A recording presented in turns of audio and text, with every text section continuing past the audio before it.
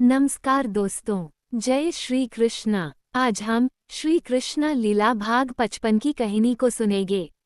अगर आप चैनल में नए हो तो चैनल को सब्सक्राइब करके कृष्णा लीला भाग 1 से लेकर भाग 54 तक की कहानी को जरूर सुनें। तो कहानी को सुनते हैं। धारावाहिक श्री कृष्ण के निर्माता निर्देशक रामानंद सागर कहते हैं कि भगवान अपने भक्त के मन में छिपे अहंकार का सबसे पहले हरण करना चाहते हैं। चाहे उनका सखा अर्जुन हो या पत्नी सत्यभामा, उन्होंने लीला रचकर कुशलतापूर्वक उनके अहंकार का भी नाश किया। वस्तुतः सत्यभामा का अहंकार छोटी छोटी बातों पर सामने आ जाता था। इसके दो प्रमुख कारण थे, पहला उसका रूप और दूसरा उसका एक वैभवशाली यदुवंशी सरदार सत्राजित की पुत्री होना। सत्राजित ने कठिन तपस्या करके स्यमंतक नामक मणि प्राप्त की थी। उस मणि को वह प्रतिदिन सूर्य के सामने रखकर मंत्रोच्चार करता था तो उससे 20 मन सोना बरसता था।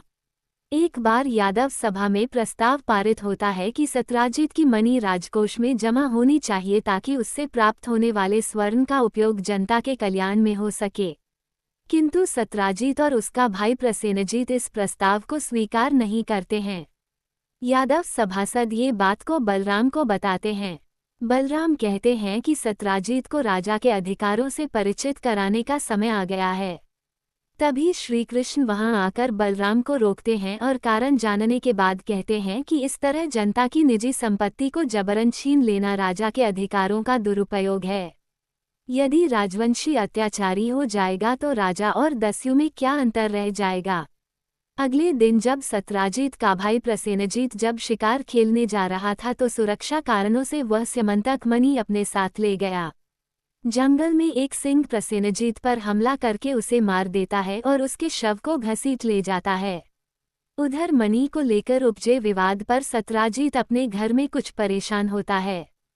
तभी उसकी पत्नी उसे समझाती है कि आप द्वारिकाधीश से अपनी बेटी सत्यभामा का विवाह करके उन्हें स्यमंतक मणि दहेज में दे दें। इससे हमें श्री कृष्ण जैसा दामाद भी मिल जाएगा और मणि की समस्या भी सुलझ जाएगी। देर रात तक प्रसेनजीत के घर वापस न आने पर सत्राजित अपने पड़ोसियों को साथ लेकर उसे ढूंढने वन में जाता है। वहां एक स्थान पर उन्हें प्रसेनजीत के रक्तरंजित वस्त्र मिलते हैं। इससे पूरे नगर में चर्चा फैलती है कि द्वारिकाधीश ने स्यमंतक मणि हथियाने के लिए प्रसेनजीत की हत्या करा दी है। इस मिथ्यारोप पर बलराम, सात्यकी और अक्रूर सत्राजित को दंड देना चाहते हैं, किंतु श्री कृष्ण कहते हैं कि यदि सत्राजित को दंड दिया गया तो उसका आरोप और प्रबल हो जाएगा और प्रजा पूरी तरह विश्वास कर लेगी कि मैंने ही मणि के लिए प्रसेनजीत की हत्या कराई है। हमें स्वयं मणि की खोज करनी होगी, तभी मेरे ऊपर लगा ये कलंक मिट सकेगा। इसके बाद वे सब वन में उस स्थान पर जाते हैं जहां प्रसेनजीत के रक्तरंजित वस्त्र मिले थे। श्री कृष्ण ध्यान से उस स्थान को देखते हैं तो उन्हें सिंह के पंजों के चिन्ह भी मिलते हैं। वह चिन्ह के पीछे पीछे चलते हुए एक गुफा के मुहाने तक पहुंचते हैं। श्री कृष्ण कहते हैं कि निश्चित ही सिंह ने प्रसेनजीत को खा लिया होगा। हमें मणि गुफा के अंदर मिलेगी। श्री कृष्ण अक्रूर व अन्य सैनिकों को गुफा के बाहर छोड़कर अकेले अंदर जाते हैं। गुफा की भीतरी भाग में एक सुंदर कन्या स्यमंतक मणि से खेल रही होती है। कन्या श्रीकृष्ण को देखकर भयभीत होती है और अपने पिता को पुकारती है। उसकी पुकार सुनकर एक रीछ वहां आता है और श्रीकृष्ण से उनका परिचय पूछता है। श्रीकृष्ण उसे अपना परिचय देवकीनंदन कृष्ण के रूप में देने के साथ कहते हैं कि मैं इस मणि को लेने आया हूँ। तब रीछ जामवंत कहता है कि मैंने इसे एक सिंह को मारकर प्राप्त किया है, अब इस पर मेरा अधिकार है और मेरी पुत्री इसे आभूषण के रूप में धारण करती है। मणि को लेकर श्रीकृष्ण और जामवंत में भीषण मल्लायुद्ध होता है।